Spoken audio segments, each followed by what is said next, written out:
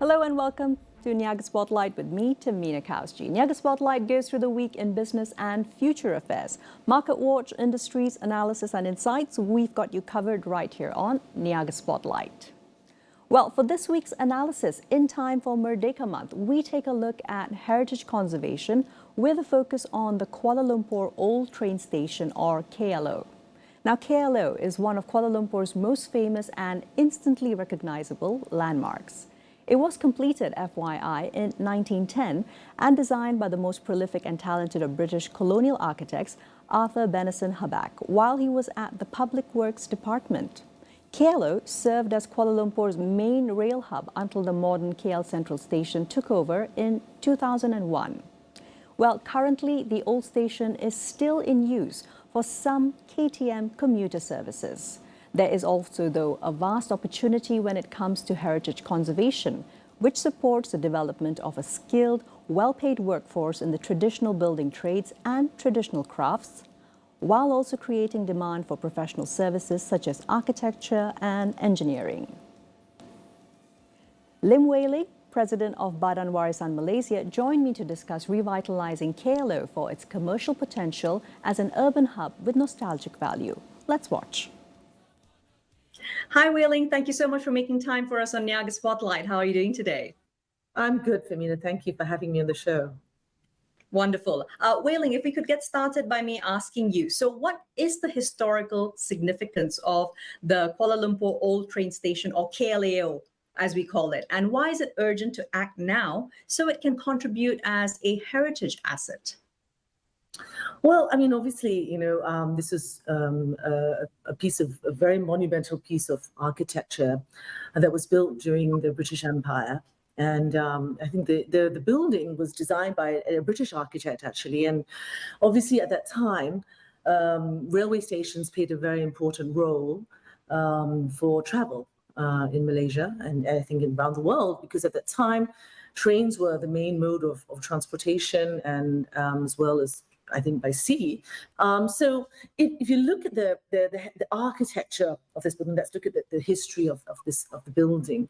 It was built in 1910, sort of a very, I think the term or the architectural style would be classified as Mughal revival. So it was kind of like East meets West type of architecture.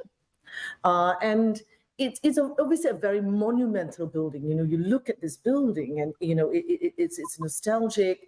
It has a sense of, it's very iconic. And, if you look at Kuala Lumpur, what are the iconic buildings that symbolize, Kuala Lumpur? You're talking about the Sultan Abdul Samad building, which again is built with that Mughal revivalist sort of architecture. In fact, this railway station was built with one of the architects, three architects who built the Sultan Ahmad Samad building or designed it, designed our KLO. If you look at the location, obviously, of this building, it is very centrally located in Kuala Lumpur, very strategically located. It's just behind the Klang River. It is very near the National Mosque. And it was placed strategically in the hub of Kuala Lumpur. It was at the time before Kuala Lumpur sort of expanded, Sure. into greater Kuala Lumpur. And so it is a symbol, I think, of a country that was sort of, coming into its own, in a city that was coming into its own at the time. If I could interject there. Now, it's also very interesting because when we look at some global examples, all the way from Grand Central in New York, you've got the Chhatrapati Shivaji in Mumbai, which also has been a UNESCO World Heritage Site since 2004. Do you think there's opportunity if KLO were to be properly managed for it to become a heritage asset of that kind of level, whereby, of course, it's not only meaningful to us as Malaysians, but also to international visitors who come in, and also as a general landmark for KL, the city itself? No, absolutely, Femina. I think that would be, if the stakeholders and the right people were to come in and conserve and revive the KLO in a sympathetic way, according to heritage guidelines, so that not only the exterior is conserved, but the interior as well, then there could be an adaptive reuse to the inside of that building, where you could have like restaurants or exhibition spaces, or revive the hotel. So the way to forward is to getting in the right people to restore the KLO, and we have what it takes. I mean, that building is there, so it's about having getting the right stakeholders in to mobilize that. That's right. I mean, I can even imagine perhaps we could have a state-of-the-art vending ticketing, which can provide for even maybe 24/7 usage of the station, right?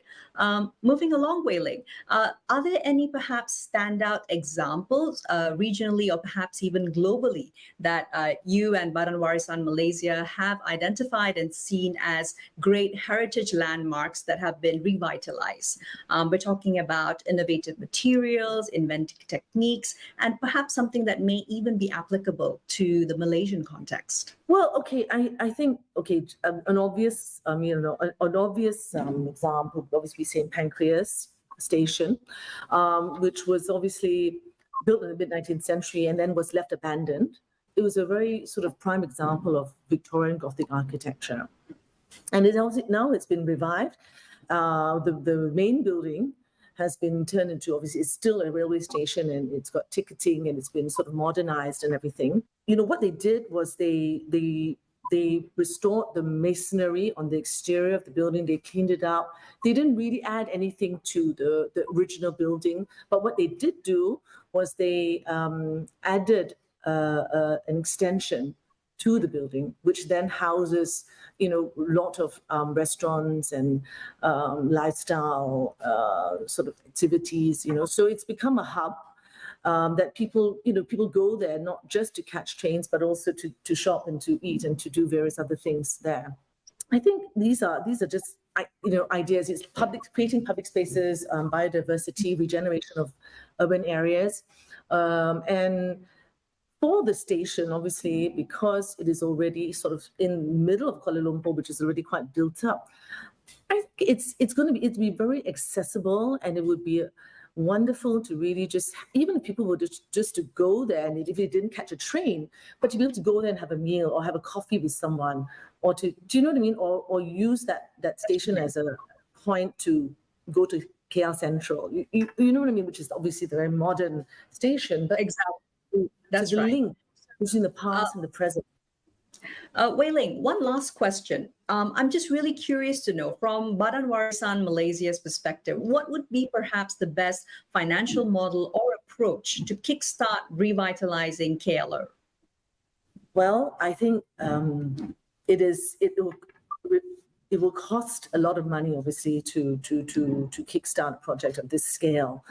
And obviously, in so doing, I think it's imperative that the government is involved in some way, and perhaps in collaboration or conjunction with private entities, as well as with support from heritage bodies such as Badan Warisan, and stakeholders who are, interested in the conservation of heritage buildings in the city and in the country.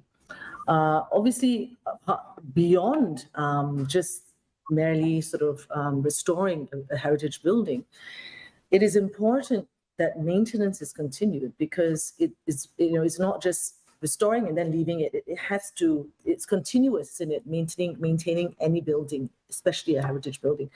The other thing that we were thinking about in terms of heritage buildings is about custodianship. Sure. If the government were to pass this heritage building, be it the KLO or any other heritage building, over to, say, Badan Warisan or any other heritage body, for them to be the custodians of it for a period of time, then they would be responsible for raising the funds to restore it, preserve it, and then create what we were talking about earlier, which is the lifestyle and making it into a hub that is able to be reused sustainably everyone, people, businesses, and so on. Absolutely. Thank you very much, Wei-Ling. Much appreciate your keen insights. That was Lim Wei-Ling, President Badan Warisan Malaysia, joining us to share about heritage conservation and KLR, the old Kuala Lumpur train station, in conjunction with Merdeka Month. Well, don't go anywhere. We take a quick break now. We'll be right back with Niaga Spotlight.